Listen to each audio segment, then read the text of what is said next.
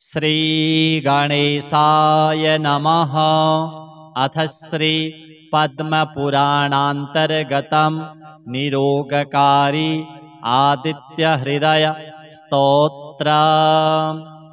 आदित्यः प्रथमं नाम, द्वितीयं तु दिवाकरः, तृतीयं भास्करः प्रोक्तं, चतुर्थं च प्रभाकरः, पंचमं च सहस्रांशु, षष्ठं चैव त्रिलोचनः, सप्तमं हरिदस्वं च, अष्टमं तु अहर्पतिः, नवमं दिनकरः प्रोक्तं, दशमं द्वादशात्मकः, एकादशं त्रिमूर्तिश्च, द्वादशं सूर्य एव तु, द्वादशादित्यनामानि प्रातः काले पठेन्नरः, दुःस्वप्नो नश्यते तस्य, सर्वदुःखं च नश्यति, दद्रुकुष्ठहरं चैव, दारिद्र्यं हरते ध्रुवं, सर्वतीर्थकरं चैव, सर्वकामफलप्रदं, यः पठेत् प्रातरुत्थाय, भक्त्या स्तोत्रमिदं नरः, सौख्यमायुस्तथारोग्यं लभते मोक्षमेव च। सूर्यस्य द्वादश नाम नमस्कारम्। ॐ आदित्याय नमः, ॐ दिवाकराय नमः, ॐ भास्कराय नमः, ॐ प्रभाकराय नमः, ॐ सहस्रांशवे नमः, ॐ त्रिलोचनाय नमः, ॐ हरिदस्वाय नमः, ॐ विभावसवे नमः, ॐ दिनकराय नमः, ॐ द्वादशात्मकाय नमः, ॐ त्रिमूर्तये नमः, ॐ सूर्याय नमः। विनियोगः। ॐ अस्य श्री आदित्यहृदयस्तोत्रमन्त्रस्य श्रीकृष्णऋषिः अनुष्टुप्छन्दः श्रीसूर्यनारायणो देवता हरितहयरथं दिवाकरं घृणिरिति बीजं। नमो भगवते जितवैश्वानर जातवेदसे नमः इति शक्तिः। अंशुमानिति कीलकम् अग्निकर्म इति मन्त्रः। मम सर्वरोगनिवारणाय श्रीसूर्यनारायणप्रीत्यर्थे जपे विनियोगः। स्तवः। अर्कं तु मूर्ध्नि विन्यस्य ललाटे तु रविं न्यसेत्। विन्यसेत् करयोः सूर्यं कर्णयोश्च दिवाकरं। नासिकायां न्यसेत् भानुं मुखे वै भास्करं न्यसेत्। पर्जन्यमोष्ठयोश्चैव तीक्ष्णं जिह्वान्तरे न्यसेत्। सुवर्णरेतसं कण्ठे स्कन्धयोस्तिग्मतेजसं। बाह्वोस्तु पूषणं चैव मित्रं वै पृष्ठतो न्यसेत्। वरुणं दक्षिणे हस्ते त्वष्टारं वामतः करे। हस्ता उष्णकरः पातु हृदयं पातु भानुमान्। स्तनभारं महातेजा आदित्यमुदरे न्यसेत्। पृष्ठे त्वर्घ्यमणं विद्या आदित्यं नाभिमण्डले। कट्यां तु विन्यसेद्धंसं रुद्रमूर्वो विन्यसेत्। जाह्नोस्तु गोपतिं न्यस्य सवितारं तु जङ्घयोः। पादयोस्तु विवस्वन्तं गुल्फयोश्च प्रभाकरं। सर्वाङ्गेषु सहस्रांशु दिग्विदिक्षु भगं न्यसेत्। बाह्यतस्तु तमोघ्नं भगमभ्यन्तरे न्यसेत्। एष आदित्यविन्यासो देवानामपि दुर्लभः। न्यासं। मूर्ध्नि अर्काय नमः, ललाटे रवये नमः, करयोः सूर्याय नमः, कर्णयोः दिवाकराय नमः, नासिकायां भानवे नमः, मुखे भास्कराय नमः। ओष्ठयोः पर्जन्याय नमः। जिह्वायां तीक्ष्णाय नमः। कण्ठे सुवर्णरेतसे नमः। स्कन्धयोः तिग्मतेजसे नमः। बाहुवोः पूषणाय नमः। पृष्ठे मित्राय नमः। दक्षहस्ते वरुणाय नमः। वामहस्ते त्वष्टारं नमः। हस्तौ उष्णकराय नमः। हृदये भानुमते नमः। स्तनयोः महातेजसे नमः। उदरे आदित्याय नमः। पृष्ठे अर्घमणाय नमः। नाभौ विद्यादादित्याय नमः। कट्यां हंसाय नमः। ऊर्वोः रुद्राय नमः। जान्वोः गोपतये नमः। जङ्घयोः सवित्रे नमः। पादयोः विवस्वते नमः। गुल्फयोः प्रभाकराय नमः। सर्वाङ्गे सहस्रांशवे नमः। दिग्विदिक्षु भगाय नमः। बाह्ये तमोघनंसाय नमः। आभ्यन्तरे भगाय नमः। ध्यानम् भास्वदरत्नाढ्यमौलिः स्फुरदधर रुचारञ्जितश्चारुकेशो भास्वान् यो दिव्यतेजः करकमलयुतः स्वर्णवर्णः प्रभाभिः। विश्वाकाशावकाशो ग्रहग्रहण सहितो भाति यश्चोदयाद्रौ सर्वानन्दप्रदाता हरिहरनमितः पातु मां विश्वचक्षुः। अर्घ्यम् एहि सूर्यसहस्रांशो तेजो राशिः जगत्पते अनुकम्पय मां भक्त्या गृहाणार्घ्यं दिवाकर। मन्त्रम् ॐ घृणिः सूर्य आदित्य सूर्यस्तुतिः।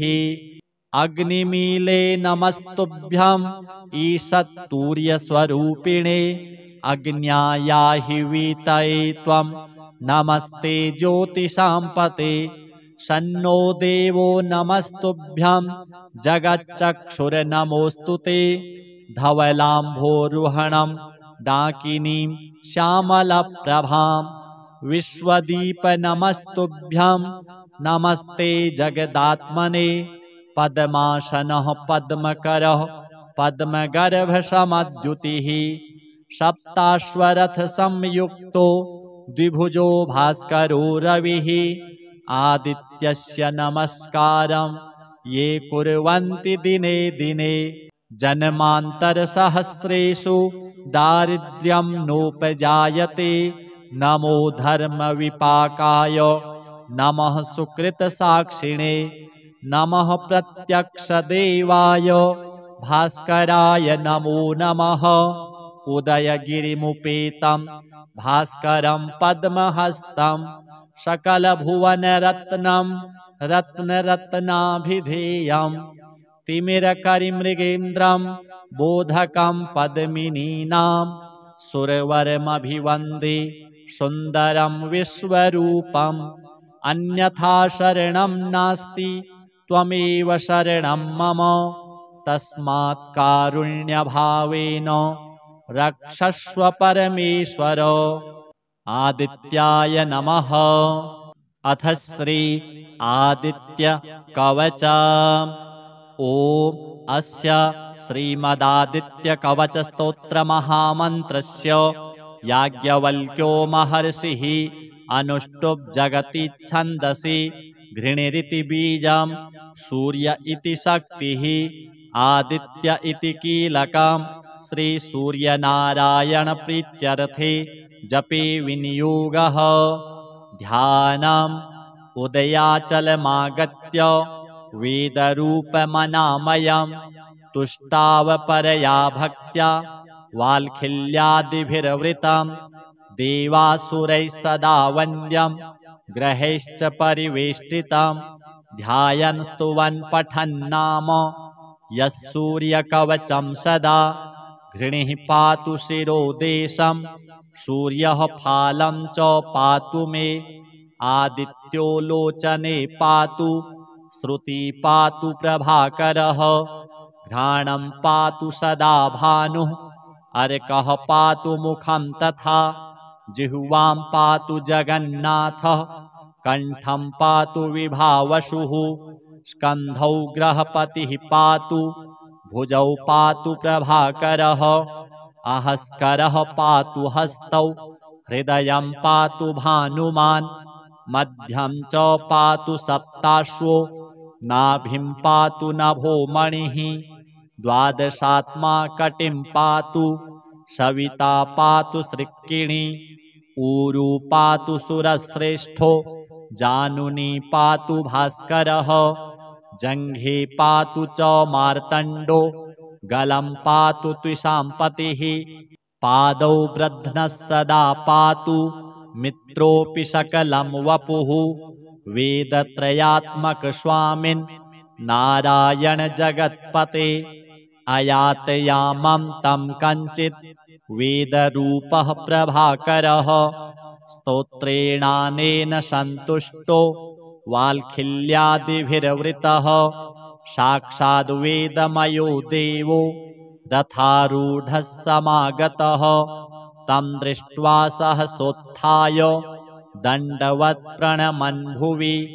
कृताञ्जलिपुटो भूत्वा सूर्यस्याग्रे स्थितस्तदा वेदमूर्तिर्महाभागो ज्ञानदृष्टिर्विचार्य च ब्रह्मणा स्थापितं पूर्वं यातयाम विवर्जितं सत्त्वप्रधानं शुक्लाख्यं वेदरूपमनामयं शब्दब्रह्ममयं वेदं सत्कर्म ब्रह्मवाचकं मुनिमध्यापयामास प्रथमं सविता स्वयं तेन प्रथमदत्तेन वेदेन परमेश्वरः याज्ञवल्क्यो मुनिश्रेष्ठः कृतकृत्यो भवत्तदा ऋगादिसकलान् वेदान् ज्ञातवान् सूर्यसन्निधौ इदं प्रोक्तं महापुण्यं पवित्रं पापनाशनं यः पठेत् शृणुयाद्वापि सर्वपापैः प्रमुच्यते वेदार्थज्ञानसम्पन्नः सूर्यलोकमवाप्नुयात् श्रीसूर्यदेवार्पणमस्तु। आदित्यहृदय स्तोत्रम्। आदित्यः प्रथमं नाम द्वितीयं तु दिवाकरः तृतीयं भास्करः प्रोक्तं चतुर्थं च प्रभाकरः पञ्चमं च सहस्रांशु षष्ठं चैव त्रिलोचनः सप्तमं हरिदस्वं च अष्टमं तु अहर्पतिः नवमं दिनकरः प्रोक्तं दशमं द्वादशात्मकः एकादशं त्रिमूर्तिश्च द्वादशं सूर्य एव तु द्वादशादित्यनामानि प्रातःकाले पठेन्नरः दुःस्वप्नो नश्यते तस्य सर्वदुःखं च नश्यति दद्रुकुष्ठहरं चैव दारिद्र्यं हरते ध्रुवं सर्वतीर्थकरं चैव सर्वकामफलप्रदं यः पठेत् प्रातरुत्थाय भक्त्या स्तोत्रमिदं नरः सौख्यमायुस्तथारोग्यं लभते मोक्षमेव च। सूर्यस्य 12 नाम नमस्कारम्। ॐ आदित्याय नमः, ॐ दिवाकराय नमः, ॐ भास्कराय नमः, ॐ प्रभाकराय नमः, ॐ सहस्रांशवे नमः, ॐ त्रिलोचनाय नमः, ॐ हरिदस्वाय नमः, ॐ विभावसवे नमः, ॐ दिनकराय नमः, ॐ द्वादशात्मकाय नमः, ॐ त्रिमूर्तये नमः, ॐ सूर्याय नमः। विनियोगः। ॐ अस्य श्री आदित्यहृदयस्तोत्रमन्त्रस्य श्रीकृष्णऋषिः अनुष्टुप्छन्दः श्रीसूर्यनारायणो देवता हरितहयरथं दिवाकरं घृणिरिति बीजं। नमो भगवते जितवैश्वानर जातवेदसे। नमः इति शक्तिः अंशुमानिति कीलकम् अग्निकर्म इति मन्त्रः। मम सर्वरोगनिवारणाय श्रीसूर्यनारायणप्रीत्यर्थे जपे विनियोगः। स्तवः। अर्कं तु मूर्ध्नि विन्यस्य ललाटे तु रविं न्यसेत्। विन्यसेत् करयोः सूर्यं कर्णयोश्च दिवाकरम्। नासिकायां न्यसेत् भानुं मुखे वै भास्करं न्यसेत्। पर्जन्यमोष्ठयोश्चैव तीक्ष्णं जिह्वान्तरे न्यसेत्। सुवर्णरेतसं कण्ठे स्कन्धयोस्तिग्मतेजसं। बाह्वोस्तु पूषणं चैव मित्रं वै पृष्ठतो न्यसेत्। वरुणं दक्षिणे हस्ते त्वष्टारं वामतः करे। हस्ता उष्णकरः पातु हृदयं पातु भानुमान्। स्तनभारं महातेजा आदित्यमुदरे न्यसेत्। पृष्ठे त्वर्घ्यमणं विद्या आदित्यं नाभिमण्डले। कट्यां तु विन्यसेद्धंसं रुद्रमूर्वो विन्यसेत्। जाह्नोस्तु गोपतिं न्यस्य सवितारं तु जङ्घयोः। पादयोस्तु विवस्वन्तं गुल्फयोश्च प्रभाकरम्। सर्वाङ्गेषु सहस्रांशु दिग्विदिक्षु भगं न्यसेत्। बाह्यतस्तु तमोघ्नं भगमभ्यन्तरे न्यसेत्। एष आदित्यविन्यासो देवानामपि दुर्लभः। न्यासं। मूर्ध्नि अर्काय नमः। ललाटे रवये नमः। करयोः सूर्याय नमः। कर्णयोः दिवाकराय नमः। नासिकायां भानवे नमः। मुखे भास्कराय नमः। ओष्ठयोः पर्जन्याय नमः। जिह्वायां तीक्ष्णाय नमः। कण्ठे सुवर्णरेतसे नमः। स्कन्धयोः तिग्मतेजसे नमः। बाह्वोः पूषणाय नमः। पृष्ठे मित्राय नमः। दक्षहस्ते वरुणाय नमः। वामहस्ते त्वष्टारं नमः। हस्तौ उष्णकराय नमः। हृदये भानुमते नमः। स्तनयोः महातेजसे नमः। उदरे आदित्याय नमः। पृष्ठे अर्घमणाय नमः। नाभौ विद्यादादित्याय नमः। कट्यां हंसाय नमः। ऊर्वोः रुद्राय नमः। जान्वोः गोपतये नमः। जङ्घयोः सवित्रे नमः। पादयोः विवस्वते नमः। गुल्फयोः प्रभाकराय नमः। सर्वाङ्गे सहस्रांशवे नमः। दिग्विदिक्षु भगाय नमः। बाह्ये तमोघनंसाय नमः। आभ्यन्तरे भगाय नमः। ध्यानम्। भास्वदरत्नाढ्यमौलिः स्फुरदधर रुचारञ्जितश्चारुकेशो। भास्वान् यो दिव्यतेजः करकमलयुतः स्वर्णवर्णः प्रभाभिः। विश्वाकाशावकाशो ग्रहग्रहण सहितो भाति यश्चोदयाद्रौ। सर्वानन्दप्रदाता हरिहरनमितः पातु मां विश्वचक्षुः। अर्घ्यम्। एहि सूर्यसहस्रांशो तेजो राशिः जगत्पते।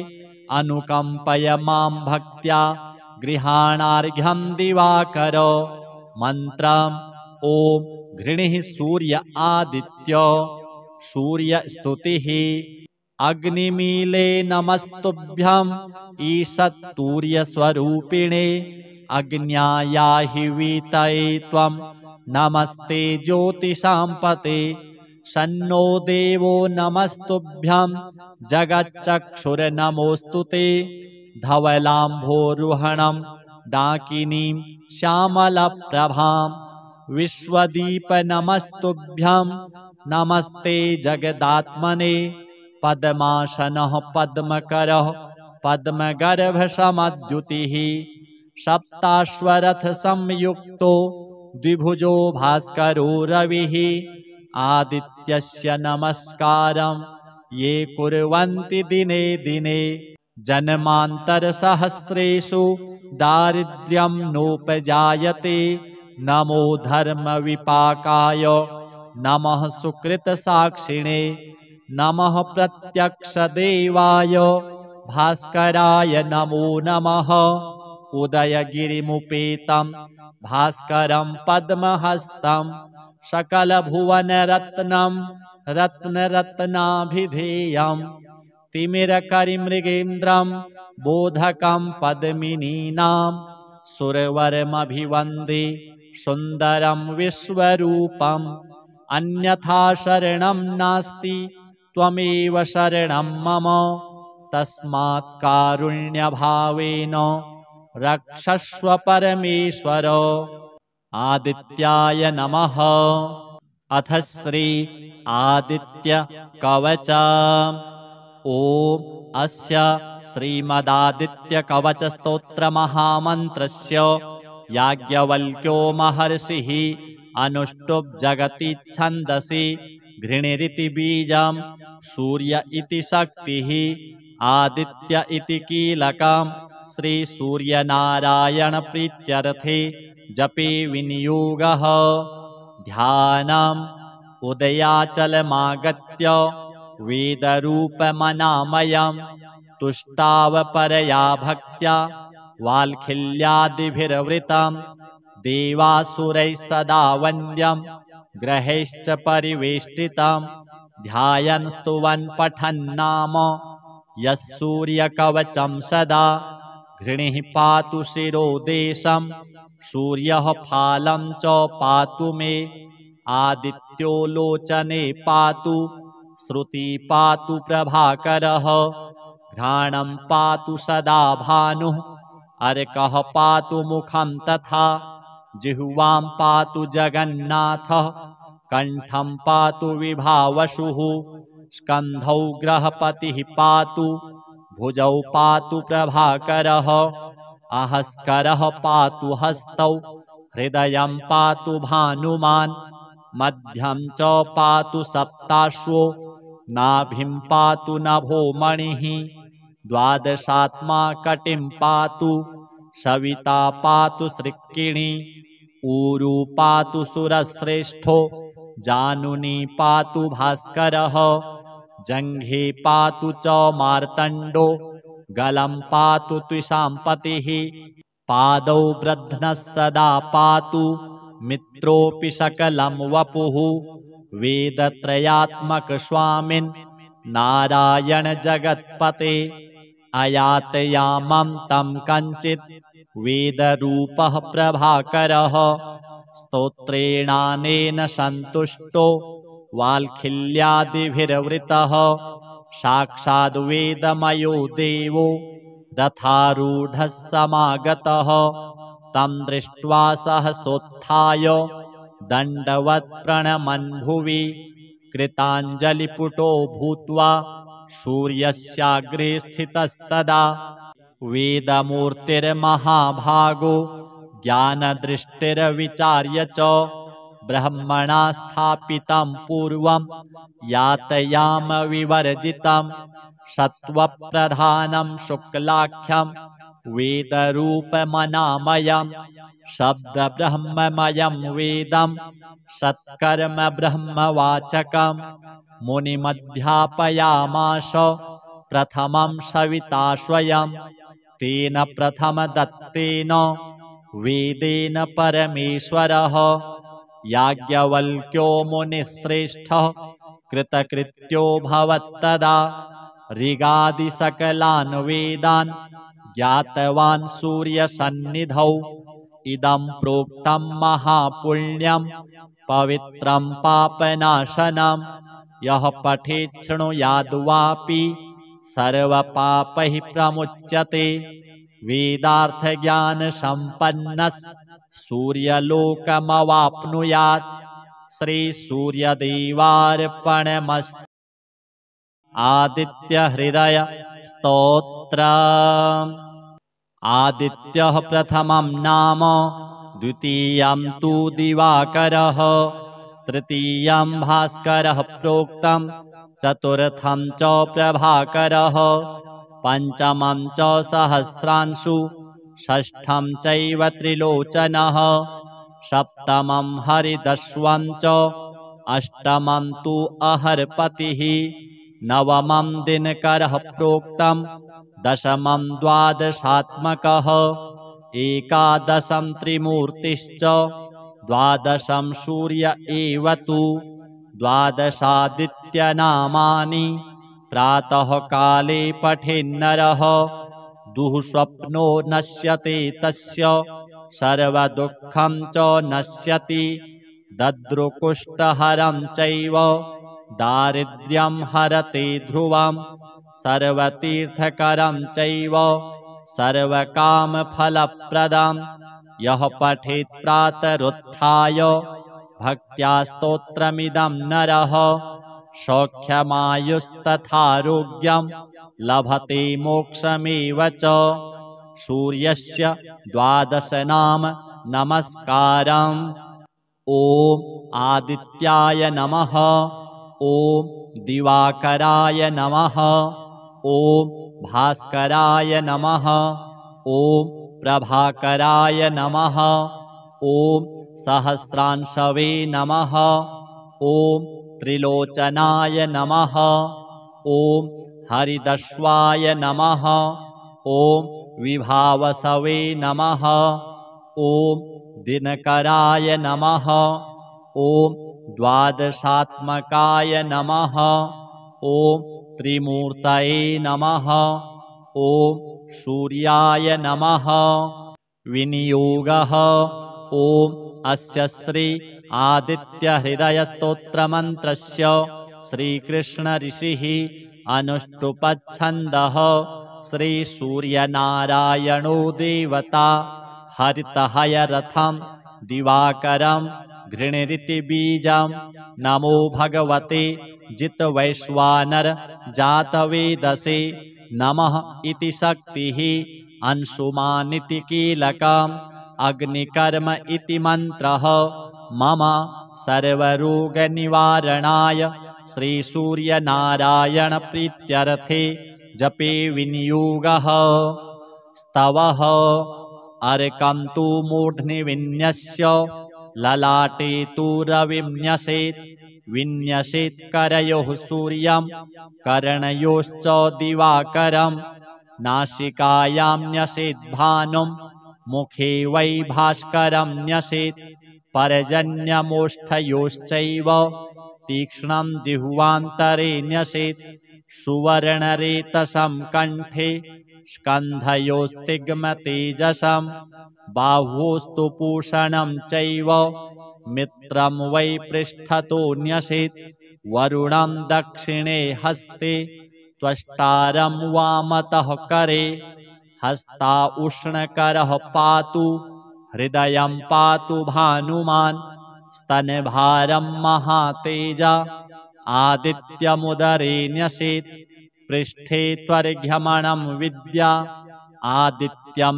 नाभिमण्डले कट्यां तु विन्यसेद्धंसं रुद्रमूर्वो विन्यसेत् जाह्नोस्तु गोपतिं न्यस्य सवितारं तु जङ्घयोः पादयोस्तु विवस्वन्तं गुल्फयोश्च प्रभाकरं सर्वाङ्गेषु सहस्रांशु दिग्विदिक्षु भगं न्यसेत् बाह्यतस्तु तमोघ्नं सं भगमभ्यन्तरे न्यसेत् एष आदित्यविन्यासो देवानामपि दुर्लभः न्यासं मूर्ध्नि अर्काय नमः ललाटे रवये नमः करयोः सूर्याय नमः कर्णयोः दिवाकराय नमः नासिकायां भानवे नमः मुखे भास्कराय नमः ओष्ठयोः पर्जन्याय नमः जिह्वायां तीक्ष्णाय नमः कंठे सुवर्णरेतसे नमः स्कन्धयोः तिग्मतेजसे नमः बाहुवोः पूषणाय नमः पृष्ठे मित्राय नमः दक्षहस्ते वरुणाय नमः वामहस्ते त्वष्टारं नमः हस्तौ उष्णकराय नमः हृदये भानुमते नमः स्तनयोः महातेजसे नमः उदरे आदित्याय नमः पृष्ठे अर्घमणाय नमः नाभौ विद्यादादित्याय नमः कट्यां हंसाय नमः ऊर्वोः रुद्राय नमः जान्वोः गोपतये नमः जङ्घयोः सवित्रे नमः पादयोः विवस्वते नमः गुल्फयोः प्रभाकराय नमः सर्वाङ्गे सहस्रांशवे नमः दिग्विदिक्षु भगाय नमः बाह्ये तमोघनंसाय नमः आभ्यन्तरे भगाय नमः ध्यानं भास्वदरत्नाढ्यमौलिः स्फुरदधर रुचारञ्जितश्चारुकेशो भास्वान् यो दिव्यतेजः करकमलयुतः स्वर्णवर्णः प्रभाभिः विश्वाकाशावकाशो ग्रहग्रहण सहितो भाति यश्चोदयाद्रौ सर्वानन्दप्रदाता हरिहरनमितः पातु मां विश्वचक्षुः अर्घ्यम् एहि सूर्यसहस्रांशो तेजो राशिः जगत्पते अनुकम्पय मां भक्त्या गृहाणार्घ्यं दिवाकर मन्त्रम् ॐ घृणिः सूर्य आदित्य सूर्यस्तुतिः अग्निमीले नमस्तुभ्यम् ईषत्तूर्यस्वरूपिणे अग्न्यायाहि वीतये त्वं नमस्ते ज्योतिषाम्पते सन्नो देवो नमस्तुभ्यं जगच्चक्षुर्नमोऽस्तु ते धवलाम्भोरुहणं डाकिनीं श्यामलप्रभां विश्वदीप नमस्तुभ्यं नमस्ते जगदात्मने पद्मासनः पद्मकरः पद्मगर्भसमद्युतिः सप्ताश्वरथ संयुक्तो द्विभुजो भास्करो रविः आदित्यस्य नमस्कारं ये कुर्वन्ति दिने दिने जन्मान्तरसहस्रेषु दारिद्र्यं नोपजायते नमो धर्मविपाकाय नमः सुकृतसाक्षिणे नमः प्रत्यक्षदेवाय भास्कराय नमो नमः उदयगिरिमुपेतं भास्करं पद्महस्तं सकलभुवनरत्नं रत्नरत्नाभिधेयं तिमिरकरिमृगेन्द्रं बोधकं पद्मिनीनां सुरवरमभिवन्दे सुन्दरं विश्वरूपम् अन्यथा शरणं नास्ति त्वमेव शरणं मम तस्मात् कारुण्यभावेन रक्षस्व परमेश्वर आदित्याय नमः अथ श्री आदित्य कवच ॐ अस्य श्रीमदादित्य कवच स्तोत्र महामन्त्रस्य याज्ञवल्क्यो महर्षिः अनुष्टुप् जगति छन्दसि घृणिरिति बीजं सूर्य इति शक्तिः आदित्य इति कीलकं श्रीसूर्यनारायणप्रीत्यर्थे जपे विनियोगः। ध्यानम् उदयाचलमागत्य वेदरूपमनामयं तुष्टावपरया भक्त्या वाल्खिल्यादिभिर्वृतं देवासुरैः सदा वन्द्यं ग्रहैश्च परिवेष्टितं ध्यायन् स्तुवन् पठन्नाम यः सूर्यकवचं सदा घृणिः पातु शिरोदेशं सूर्यः फालं च पातु मे आदित्यो लोचने पातु श्रुति पातु प्रभाकरः घ्राणं पातु सदा भानुः अर्कः पातु मुखं तथा जिह्वां पातु जगन्नाथः कण्ठं पातु विभावसुः स्कन्धौ ग्रहपतिः पातु भुजौ पातु प्रभाकरः अहस्करः पातु हस्तौ हृदयं पातु भानुमान् मध्यं च पातु सप्ताश्वो नाभिं पातु नभो मणिः द्वादशात्मा कटिं पातु सविता पातु सृक्किणी ऊरू पातु सुरश्रेष्ठो जानुनी पातु भास्करः जङ्घे पातु च मार्तण्डो गलं पातु त्विषाम्पतिः पादौ ब्रध्नः सदा पातु मित्रोऽपि सकलं वपुः वेदत्रयात्मक स्वामिन् नारायण जगत्पते अयातयामं तं कञ्चित् वेदरूपः प्रभाकरः स्तोत्रेणानेन सन्तुष्टो वाल्खिल्यादिभिर्वृतः साक्षाद्वेदमयो देवो रथारूढः समागतः तं दृष्ट्वा सहसोत्थाय दण्डवत् प्रणमन् भुवि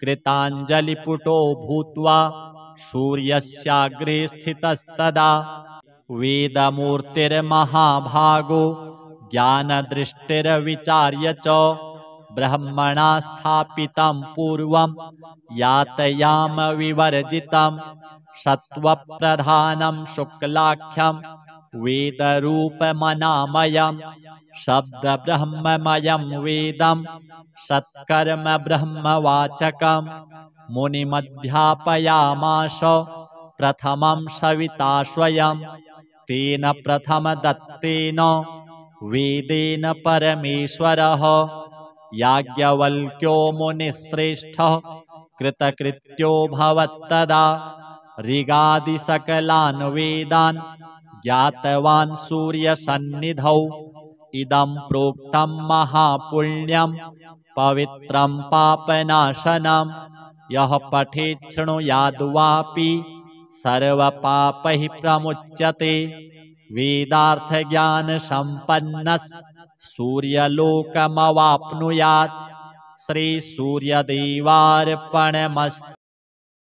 आदित्यहृदय स्तोत्रम्।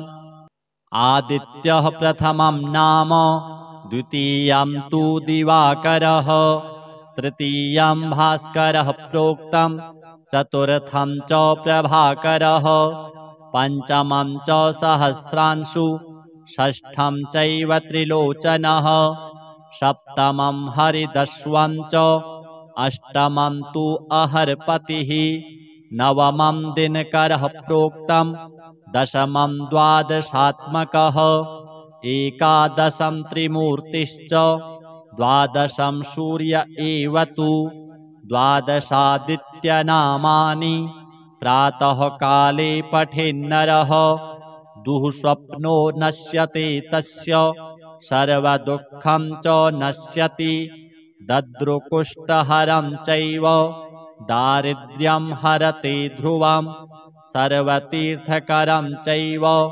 सर्वकामफलप्रदं यः पठेत् प्रातरुत्थाय भक्त्या स्तोत्रमिदं नरः सौख्यमायुस्तथारोग्यं लभते मोक्षमेव च। सूर्यस्य द्वादश नाम नमस्कारम्। ॐ आदित्याय नमः, ॐ दिवाकराय नमः, ॐ भास्कराय नमः। ॐ प्रभाकराय नमः। ॐ सहस्रांशवे नमः। ॐ त्रिलोचनाय नमः। ॐ हरिदश्वाय नमः। ॐ विभावसवे नमः। ॐ दिनकराय नमः। ॐ द्वादशात्मकाय नमः। ॐ त्रिमूर्तये नमः। ॐ सूर्याय नमः। विनियोगः। ॐ अस्य श्री आदित्यहृदयस्तोत्रमन्त्रस्य श्रीकृष्णऋषिः अनुष्टुप्छन्दः श्रीसूर्यनारायणो देवता हरितहयरथं दिवाकरं घृणिरिति बीजं। नमो भगवते जितवैश्वानर जातवेदसे। नमः इति शक्तिः अंशुमानिति कीलकम् अग्निकर्म इति मन्त्रः। मम सर्वरोगनिवारणाय श्रीसूर्यनारायणप्रीत्यर्थे जपे विनियोगः। स्तवः। अर्कं तु मूर्ध्नि विन्यस्य ललाटे तु रविं न्यसेत्। विन्यसेत् करयोः सूर्यं कर्णयोश्च दिवाकरं। नासिकायां न्यसेत् भानुं मुखे वै भास्करं न्यसेत्। पर्जन्यमोष्ठयोश्चैव तीक्ष्णं जिह्वान्तरे न्यसेत्। सुवर्णरेतसं कण्ठे स्कन्धयोस्तिग्मतेजसं।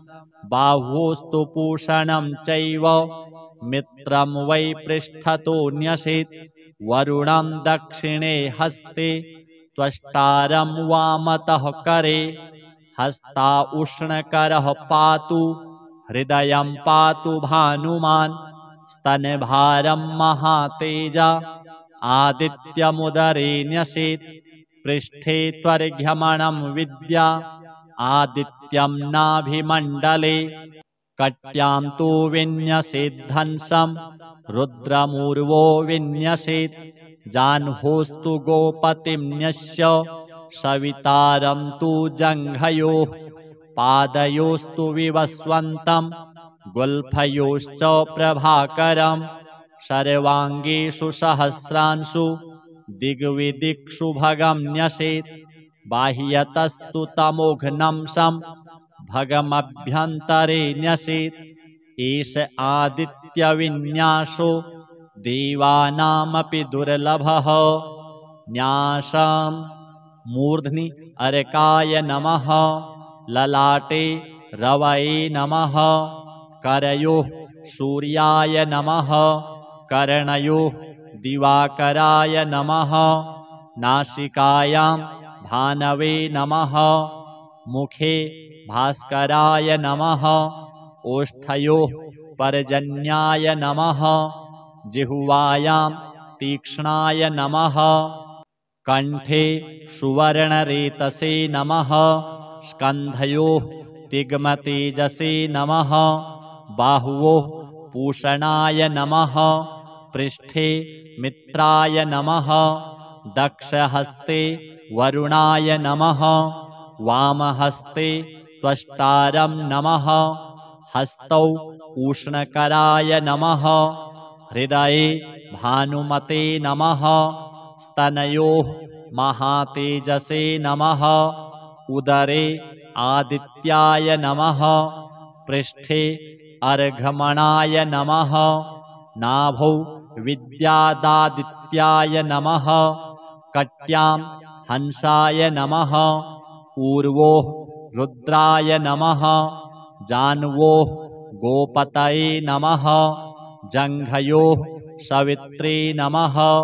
पादयोः विवस्वते नमः। गुल्फयोः प्रभाकराय नमः। सर्वाङ्गे सहस्रांशवे नमः। दिग्विदिक्षु भगाय नमः। बाह्ये तमोघनंसाय नमः। आभ्यन्तरे भगाय नमः। ध्यानम्।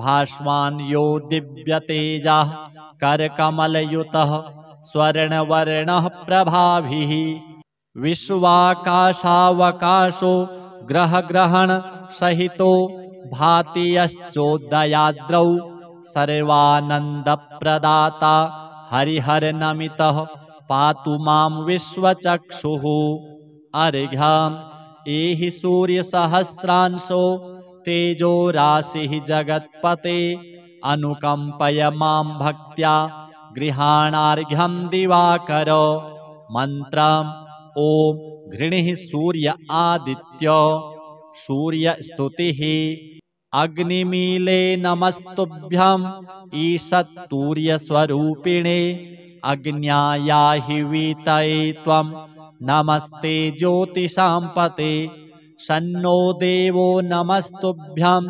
जगच्चक्षुर्नमोऽस्तु ते धवलाम्भोरुहणं डाकिनीं श्यामलप्रभां विश्वदीप नमस्तुभ्यं नमस्ते जगदात्मने पद्मासनः पद्मकरः पद्मगर्भसमद्युतिः सप्ताश्वरथसंयुक्तो द्विभुजो भास्करो रविः आदित्यस्य नमस्कारं ये कुर्वन्ति दिने दिने जन्मान्तरसहस्रेषु दारिद्र्यं नोपजायते नमो धर्मविपाकाय नमः सुकृतसाक्षिणे नमः प्रत्यक्षदेवाय भास्कराय नमो नमः उदयगिरिमुपेतं भास्करं पद्महस्तं सकलभुवनरत्नं रत्नरत्नाभिधेयं तिमिरकरिमृगेन्द्रं बोधकं पद्मिनीनां सुरवरमभिवन्दे सुन्दरं विश्वरूपम् अन्यथा शरणं नास्ति त्वमेव शरणं मम तस्मात् कारुण्यभावेन रक्षस्व परमेश्वर आदित्याय नमः अथ श्री आदित्य कवच ॐ अस्य श्रीमदादित्य कवच स्तोत्र महामन्त्रस्य याज्ञवल्क्यो महर्षिः अनुष्टुप् जगति छन्दसि घृणिरिति बीजं सूर्य इति शक्तिः आदित्य इति कीलकं श्री सूर्यनारायण प्रीत्यर्थे जपे विनियोगः ध्यानम् उदयाचलमागत्य वेदरूपमनामयं तुष्टावपरया भक्त्या वाल्खिल्यादिभिर्वृतं देवासुरैः सदा वन्द्यं ग्रहैश्च परिवेष्टितं ध्यायन् स्तुवन् पठन् नाम यः सूर्यकवचं सदा घृणिः पातु शिरोदेशं सूर्यः फालं च पातु मे आदित्यो लोचने पातु श्रुति पातु प्रभाकरः घ्राणं पातु सदा भानुः अर्कः पातु मुखं तथा जिह्वां पातु जगन्नाथः कण्ठं पातु विभावसुः स्कन्धौ ग्रहपतिः पातु भुजौ पातु प्रभाकरः अहस्करः पातु हस्तौ हृदयं पातु भानुमान् मध्यं च पातु सप्ताश्वो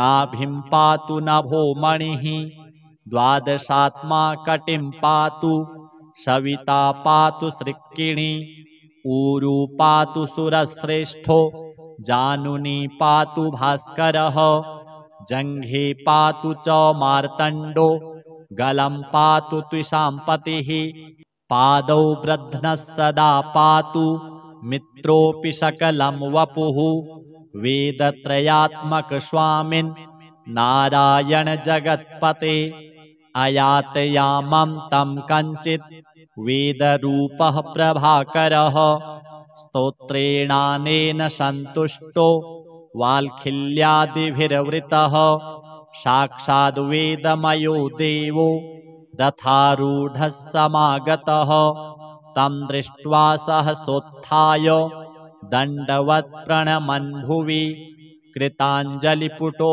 भूत्वा सूर्यस्याग्रे स्थितस्तदा वेदमूर्तिर्महाभागो ज्ञानदृष्टिर्विचार्य च ब्रह्मणा स्थापितं पूर्वं यातयामविवर्जितं सत्त्वप्रधानं शुक्लाख्यं वेदरूपमनामयं शब्दब्रह्ममयं वेदं सत्कर्म ब्रह्मवाचकं मुनिमध्यापयामास प्रथमं सविता स्वयं तेन प्रथमदत्तेन वेदेन परमेश्वरः याज्ञवल्क्यो मुनिश्रेष्ठः कृतकृत्यो भवत्तदा ऋगादिसकलान् वेदान् ज्ञातवान् सूर्यसन्निधौ इदं प्रोक्तं महापुण्यं पवित्रं पापनाशनं यः पठेत् शृणुयाद्वापि सर्वपापैः प्रमुच्यते वेदार्थज्ञानसम्पन्नः सूर्यलोकमवाप्नुयात् श्रीसूर्यदेवार्पणमस्तु। आदित्यहृदय स्तोत्रम्।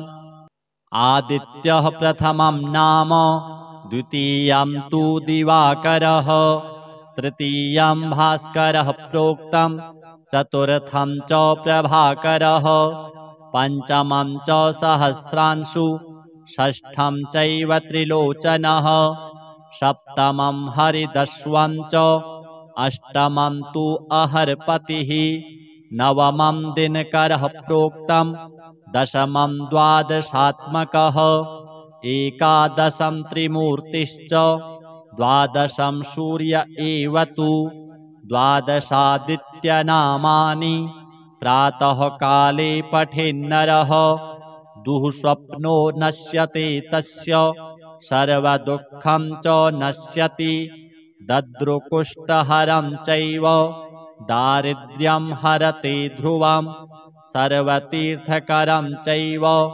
सर्वकामफलप्रदं यः पठेत् प्रातरुत्थाय भक्त्या स्तोत्रमिदं नरः सौख्यमायुस्तथारोग्यं लभते मोक्षमेव च। सूर्यस्य 12 नाम नमस्कारम्। ॐ आदित्याय नमः, ॐ दिवाकराय नमः, ॐ भास्कराय नमः, ॐ प्रभाकराय नमः, ॐ सहस्रांशवे नमः, ॐ त्रिलोचनाय नमः, ॐ हरिदस्वाय नमः, ॐ विभावसवे नमः, ॐ दिनकराय नमः, ॐ द्वादशात्मकाय नमः, ॐ त्रिमूर्तये नमः, ॐ सूर्याय नमः। विनियोगः। ॐ अस्य श्री आदित्यहृदयस्तोत्रमन्त्रस्य श्रीकृष्णऋषिः अनुष्टुप्छन्दः श्रीसूर्यनारायणो देवता हरितहयरथं दिवाकरं घृणिरिति बीजं नमो भगवते जितवैश्वानर जातवेदसे नमः इति शक्तिः अंशुमानिति कीलकम् अग्निकर्म इति मन्त्रः मम सर्वरोगनिवारणाय श्रीसूर्यनारायणप्रीत्यर्थे जपे विनियोगः। स्तवः। अर्कं तु मूर्ध्नि विन्यस्य ललाटे तु रविं न्यसेत् विन्यसेत् करयोः सूर्यं कर्णयोश्च दिवाकरं नासिकायां न्यसेत् भानुं मुखे वै भास्करं न्यसेत् पर्जन्यमोष्ठयोश्चैव तीक्ष्णं जिह्वान्तरे न्यसेत् सुवर्णरेतसं कण्ठे स्कन्धयोस्तिग्मतेजसं बाह्वोस्तु पूषणं चैव मित्रं वै पृष्ठतो न्यसेत् वरुणं दक्षिणे हस्ते त्वष्टारं वामतः करे हस्ता उष्णकरः पातु हृदयं पातु भानुमान् स्तनभारं महातेजा आदित्यमुदरे न्यसेत् पृष्ठे त्वर्घ्यमणं विद्या आदित्यं नाभिमण्डले कट्यां तु विन्यसेद्धंसं रुद्रमूर्वो विन्यसेत् जाह्नोस्तु गोपतिं न्यस्य सवितारं तु जङ्घयोः पादयोस्तु विवस्वन्तं गुल्फयोश्च प्रभाकरं सर्वाङ्गेषु सहस्रांशु दिग्विदिक्षु भगं न्यसेत् बाह्यतस्तु तमोघ्नं सं भगमभ्यन्तरे न्यसेत् एष आदित्यविन्यासो देवानामपि दुर्लभः न्यासं मूर्ध्नि अर्काय नमः ललाटे रवये नमः करयोः सूर्याय नमः कर्णयोः दिवाकराय नमः नासिकायां भानवे नमः मुखे भास्कराय नमः ओष्ठयोः पर्जन्याय नमः जिह्वायां तीक्ष्णाय नमः कण्ठे सुवर्णरेतसे नमः स्कन्धयोः तिग्मतेजसे नमः बाहुवोः पूषणाय नमः पृष्ठे मित्राय नमः दक्षहस्ते वरुणाय नमः वामहस्ते त्वष्टारं नमः हस्तौ उष्णकराय नमः हृदये भानुमते नमः स्तनयोः महातेजसे नमः उदरे आदित्याय नमः पृष्ठे अर्घमणाय नमः नाभौ विद्यादादित्याय नमः कट्यां हंसाय नमः ऊर्वोः रुद्राय नमः जान्वोः गोपतये नमः जङ्घयोः सवित्रे नमः पादयोः विवस्वते नमः गुल्फयोः प्रभाकराय नमः सर्वाङ्गे सहस्रांशवे नमः दिग्विदिक्षु भगाय नमः बाह्ये तमोघनंसाय नमः आभ्यन्तरे भगाय नमः ध्यानम् भास्वदरत्नाढ्यमौलिः स्फुरदधर रुचारञ्जितश्चारुकेशो भास्वान् यो दिव्यतेजः करकमलयुतः स्वर्णवर्णः प्रभाभिः विश्वाकाशावकाशो ग्रहग्रहण सहितो भाति यश्चोदयाद्रौ सर्वानन्दप्रदाता हरिहरनमितः पातु मां विश्वचक्षुः अर्घ्यम् एहि सूर्यसहस्रांशो तेजो राशिः जगत्पते अनुकम्पय मां भक्त्या गृहाणार्घ्यं दिवाकर मन्त्रम् ॐ घृणिः सूर्य आदित्य सूर्यस्तुतिः अग्निमीले नमस्तुभ्यम् ईषत्तूर्यस्वरूपिणे अग्न्यायाहि वीतये त्वं नमस्ते ज्योतिषाम्पते सन्नो देवो नमस्तुभ्यं जगच्चक्षुर्नमोऽस्तु ते धवलाम्भोरुहणं डाकिनीं श्यामलप्रभां विश्वदीप नमस्तुभ्यं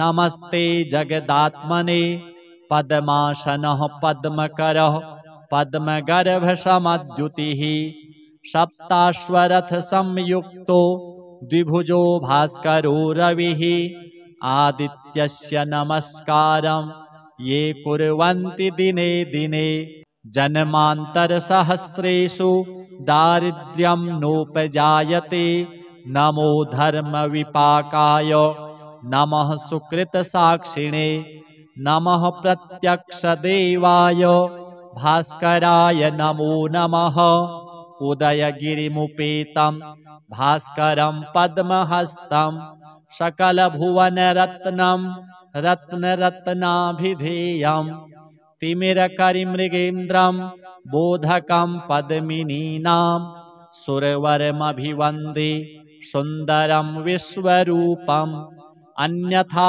शरणं नास्ति त्वमेव शरणं मम तस्मात् कारुण्यभावेन रक्षस्व परमेश्वर। आदित्याय नमः। अथ श्री आदित्य कवच।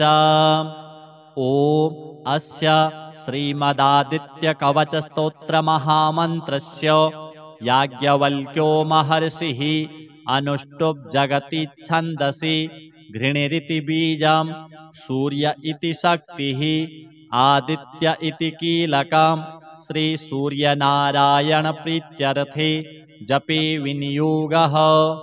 ध्यानम् उदयाचलमागत्य वेदरूपमनामयं तुष्टावपरया भक्त्या वाल्खिल्यादिभिर्वृतं देवासुरैः सदा वन्द्यं ग्रहैश्च परिवेष्टितं ध्यायन् स्तुवन् पठन् नाम यः सूर्यकवचं सदा घृणिः पातु शिरोदेशं सूर्यः फालं च पातु मे आदित्यो लोचने पातु श्रुति पातु प्रभाकरः घ्राणं पातु सदा भानुः अर्कः पातु मुखं तथा जिह्वां पातु जगन्नाथः कण्ठं पातु विभावसुः स्कन्धौ ग्रहपतिः पातु भुजौ पातु प्रभाकरः आहस्करः पातु हस्तौ हृदयं पातु भानुमान् मध्यं च पातु सप्ताश्वो नाभिं पातु नभो मणिः द्वादशात्मा कटिं पातु सविता पातु सृक्किणी ऊरू पातु सुरश्रेष्ठो जानुनी पातु भास्करः जङ्घे पातु च मार्तण्डो गलं पातु त्विषाम्पतिः पादौ ब्रध्नः सदा पातु मित्रोऽपि सकलं वपुः वेदत्रयात्मक स्वामिन् नारायण जगत्पते अयातयामं तं कञ्चित् वेदरूपः प्रभाकरः स्तोत्रेणानेन सन्तुष्टो वाल्खिल्यादिभिर्वृतः साक्षाद् वेदमयो देवो रथारूढः समागतः तं दृष्ट्वा सहसोत्थाय दण्डवत् प्रणमन् भुवि कृताञ्जलिपुटो भूत्वा सूर्यस्याग्रे स्थितस्तदा वेदमूर्तिर्महाभागो ज्ञानदृष्टिर्विचार्य च ब्रह्मणा स्थापितं पूर्वं यातयाम विवर्जितं सत्त्वप्रधानं शुक्लाख्यं वेदरूपमनामयं शब्दब्रह्ममयं वेदं सत्कर्म ब्रह्मवाचकं मुनिमध्यापयामास प्रथमं सविता स्वयं तेन प्रथमदत्तेन वेदेन परमेश्वरः याज्ञवल्क्यो मुनिश्रेष्ठः कृतकृत्यो भवत्तदा ऋगादिसकलान् वेदान् ज्ञातवान् सूर्यसन्निधौ इदं प्रोक्तं महापुण्यं पवित्रं पापनाशनं यः पठेत् शृणुयाद्वापि सर्वपापैः प्रमुच्यते वेदार्थज्ञानसम्पन्नः सूर्यलोकमवाप्नुयात् श्रीसूर्यदेवार्पणमस्तु।